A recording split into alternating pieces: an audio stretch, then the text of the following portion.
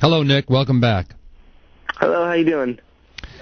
I'm okay. Nick, where are you? Down in Jersey? Where are you, buddy? You're talking to Boston. I know you're a busy guy and you don't probably know who you're talking to, but you're up. This is Kiss 108 in Boston, and how are you today? I am doing awesome, and I am actually in Washington, D.C. Washington, D.C. You're not at the, what's the name of that hotel? The Mayflower. Don't go there. Don't go to the Mayflower Hotel. There's nothing. Don't go to the Mayflower Hotel? No, don't go to the Mayflower Hotel. Okay. Yeah, we're not there. We're not at the Mayflower Hotel. Yeah, because there's trouble brewing there. Yeah, a lot of cameras around. Yeah. So, what's the last time? When did we talk before? We talked not so long ago, Nick. But anyway, welcome back. You're coming up to Boston. What's the date that you're here? It's pretty soon. What is it? Next week. Yeah, I got you. Yeah. What day is it? The 20th. The 20th. You're up here.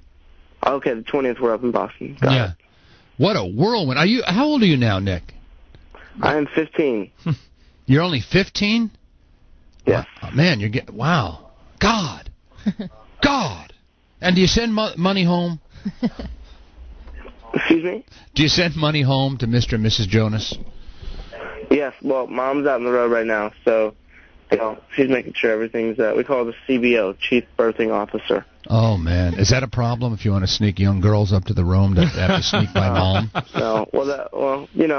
She's awesome. She's very cool about it, but we won't be doing that anyway. So of course not. Of course not. Absolutely. Of course not. So you grew up in New Jersey, and there's a story. You know how the internet is, Nick. You know that these stories pop up and you don't know if they're real. There's a story that you were discovered at a barber shop when you were 6. Is that a made-up story or is that true?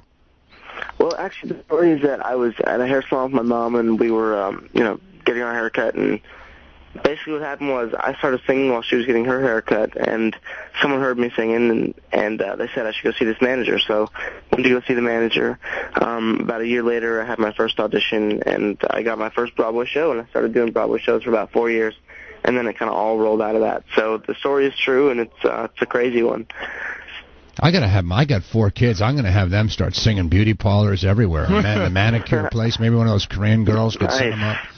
So you're literally singing, like with all due respect, like an annoying kid would start singing in the middle of and got discovered. That's amazing to me. That's fantastic. It was pretty crazy because what I would do is I would have the owner really liked it when I sang, so he would bring a hat around and have people give me money, and I got like $15 one time. When you're 6 years old, that's a lot of money. Yeah, I know. And there was like a candy store right down the street that I just went and it was crazy. I got so much stuff. Wow, $15 when you're 6 years old at a candy store, man. That's a killing. It was pretty awesome. I gotta admit. Now you started working on Broadway, or yes, I did 4 Broadway shows. And during the time I was doing my third, I recorded a song, and someone heard it at Sony Records, wanted to sign me, and I started working on a solo project. And out of that, it became a group project because I wrote a song with my brothers for it. So basically, here's what happened. You were the kid with talent. Your 2 older brothers who were just kind of laying about the house. Was it your mom or your dad or somebody said, let your brothers come out with you? When in fact, Nick, this whole thing could have been yours. You could have had so much more candy if you didn't drag Joe and Kevin. This is the crazy part. Joe was doing Broadway at the same time I was, so that was crazy. And then Kevin was also doing like commercials and acting and all that. So it was kind of funny how it all kind of came together. Kind of a family, is this? One day we might want to be in a band. Yeah. And the fact that, we're doing it now and that it all came together like it did is just a really cool thing. Now, we're much stronger as a group, so that's cool. That's just... Like the Osmonds. Yeah, you are like the Osmonds. Yeah.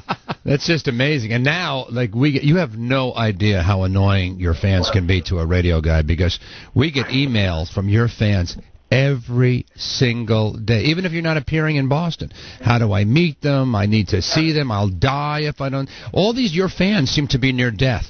It's really very sad. Yeah. They'll say, I'm going to die. Amazing. Yeah, they actually say those words. I'm going to die if I don't meet Nick.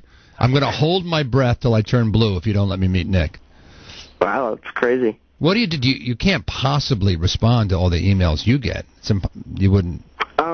It's really cool, all the message we get on MySpace and things like that. It's a little difficult to respond to every message, now, and that's the hard part is people are like, why don't you ever respond to my message? And it's like, we're trying.